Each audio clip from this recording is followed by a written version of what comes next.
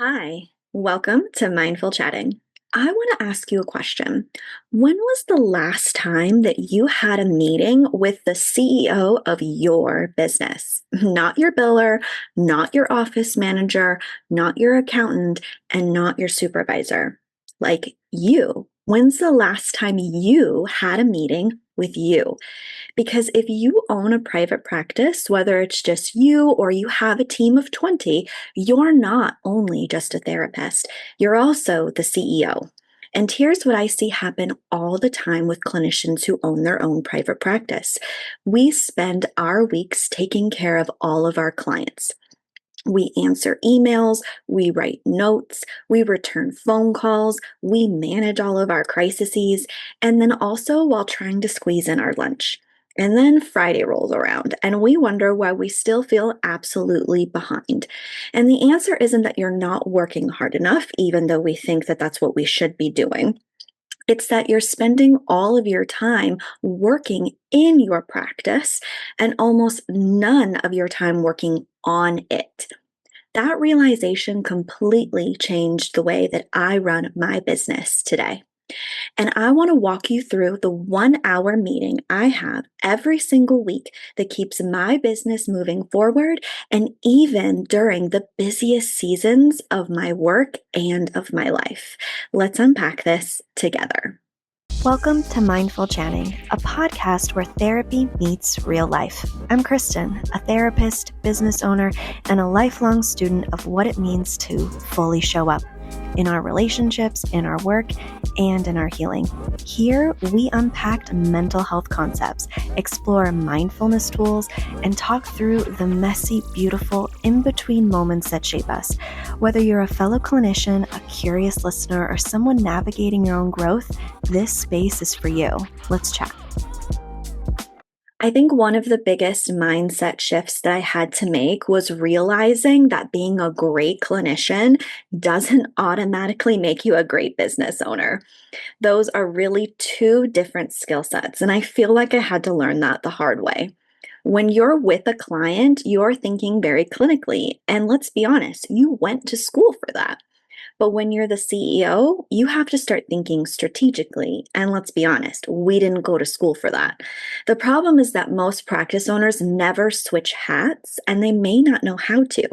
They spend all week being therapists, and then we wonder why the business isn't growing. Your clients do need a great therapist, but your practice also needs a great CEO. And this is where I call this the therapist trap.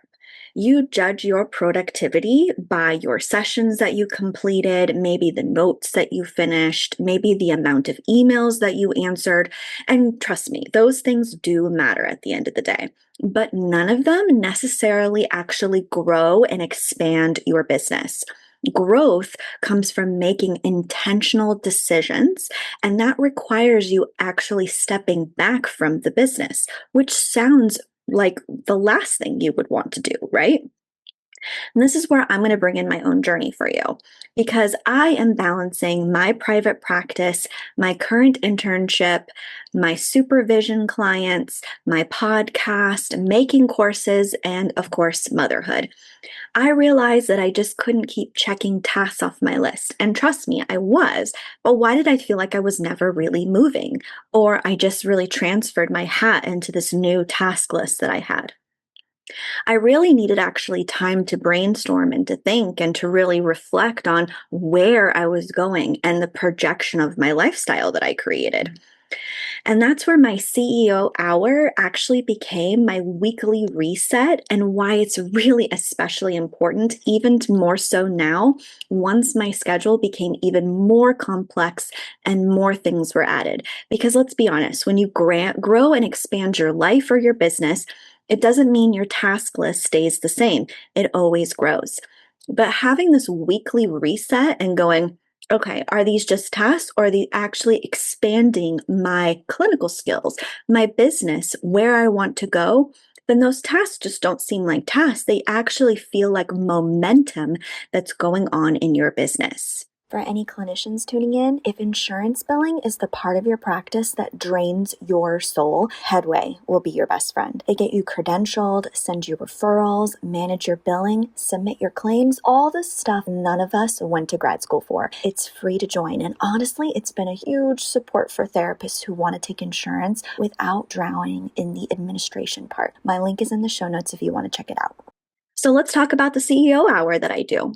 I set aside 1 hour every week, and this isn't client time, and this isn't my documentation or administration time. This isn't catching up on my emails. This is meetings with my business, which is me. And here's exactly what I do. So the first thing I start doing is reviewing. I start looking actually backwards instead of forwards. I work on what happened just this past week. Now, when you start your CEO hour, you may have to look back on maybe the last couple of months, maybe the past year. But as you do this more and more, you'll only have to look back on your past week. But that's kind of where I start at this point is I look back on just the past week and I looked at what happened. Did I get new referrals? How many cancellations did I have? What kind of revenue was I bringing in? What did my marketing look like? Did I have any successful wins that were going on when it came to my business? And did I come into and cross into any barriers or challenges? Remember, as you step back, you're looking at this from a business lens, not a clinical one. So it's hard to think about sometimes when I was doing this of going, oh, well, my clients are moving forward and maybe I terminated some clients and so they're making good progress. That is not a business model, that's a clinical model. So that's why I'm having you look at, did you bring any new people in? Was there more cancellations this week than normal? And what kind of revenue were you bringing in? These are all business questions and not clinical questions. So we have to switch the way you're looking at things. And remember, this is not to judge yourself. This is gathering data because we can make the best decisions with the more data that we have accumulated. So after I review the last week, the next step is I specifically go over my revenue. And this is where I'm looking at my actual numbers coming in. And I ask myself questions like what came in, what went out, was there any outstanding payments that I need to follow up with people on? Is there any insurance payments or any things that I need to collect or follow up with? And what kind of expenses that I just made this week? And what all of this is everything that gets measured gets managed. You'd be shocked about how much you're actually maybe spending with your business card until you open up your books every week. And then you're like, oh, yeah, I did go to Walmart and buy this. And so when you look at your business bank account, you're like, oh my gosh, I thought it would be bigger. No, you know what happened the last week of why your numbers are shifting. This is where a lot of management systems can be really effective and important. I use Monarch and I also have a personal spreadsheet that I have. And my personal spreadsheet kind of helps me when it comes to tax season. So I'm kind of documenting as I go along throughout the year. But Monarch kind of helps me expand and grow and think about transactions and categories and the big overall picture, where when I get into the nitty gritty when it comes to tax season, that's where my personal spreadsheet comes in. So I'm only really opening that spreadsheet probably once a month to kind of document the month, but I'm opening Monarch to look at what I'm doing every week. And so that's something where if you're having a system kind of track this for you, it becomes so much easier than pulling up your actual bank statements or looking online at your statements to look at what did you do this actual week. And then I think about my relationships this past week. You know, business just isn't all about numbers that I've learned. It's actually about people. So I asked myself some questions like, who needs a follow-up? Who needs to be kind of tracked down? Have I checked in with any of my supervisees that may be struggling over this past week? Do I need to thank someone, show appreciation and gratefulness if they helped with my business, or maybe just clinically for me this week? And are there any networking opportunities that I really want to pursue or think about in the future? So this can look like a number of different things. Sometimes they're actually looking for me, sometimes could be trainings or conferences that I ultimately want to pursue. And that may be like, how do I register for them? What would that look like? Is travel going to be a part of this? And then I'm opening up my numbers and my revenue of like, is this something that I can ultimately use business money for and get deducted later? Because I want to be able to plan for things, because as these trainings, they may be clinically focused, but they're actually expanding and growing your business because you're learning new clinical skills. And as you learn new clinical skills, you're kind of growing as a clinician so that you can market more of your skills, which ultimately grow your business. Here's a quick note for my clinicians listening. If you're looking for a charting and practice management system that doesn't make you want to scream, well, guess what? I use TherapyNotes. It's clean, reliable, HIPAA compliant, and honestly saves me hours every week. You can try it with my link in the show notes. The next thing I ask about for my week is I kind of create a roadmap. I want to think about what's the next most important thing. And remember, I'm kind of looking this as more of a weekly kind of thing, even though as I was kind of thinking about trainings and stuff and expanding that maybe go into future months, I'm kind of deducing it down to what do I really need to focus on this week if I'm ultimately trying to get to that goal. And that's where kind of a roadmap comes in. So I'm not thinking about 10 things. I'm only thinking about what's one thing that I can focus on this week that helps expand and grow me. And so, what's going to move the business forward for you? So, for some examples, it could be finishing website updates or focusing on what do I need to expand and put into my website because maybe I took a training on something. It could be recording a new podcast. It could be reviewing some of my policies or informed consent if I want to add or take things away. It could be creating new freebie ideas that I've had, or it could be scheduling some of my short form social media content and marketing. But this keeps me from kind of reacting all week and keeps me centered on what am I trying to focus on? What's the goal? And then lastly, I think about a reset. I look at my calendar and I think about, does it reflect the life that I'm actually trying to build? And I don't think enough people, let alone clinicians, ask this, especially entrepreneurs and business owners, because I want you to think about your upcoming week and go, where can I protect some of my energy so that I'm not expending and feeling depleted? So that when maybe I'm doing this on a Sunday or a Friday, I actually want to do this because I have energy left over. And then I want you to think about your recovery time when you're coming up to this next week. A lot of this podcast, I really push a lot of recovery because it's not about we should hustle and we should be productive, but it's how are we recovering when we really push ourselves? And are we able to bounce back when we do the really hard things? And I want you to schedule that CEO hour again. Hopefully and ideally, we would like to have it the same hour, the same time every week, but sometimes not everybody's schedule works like that. So maybe it's you scheduling your next CEO hour for the next week.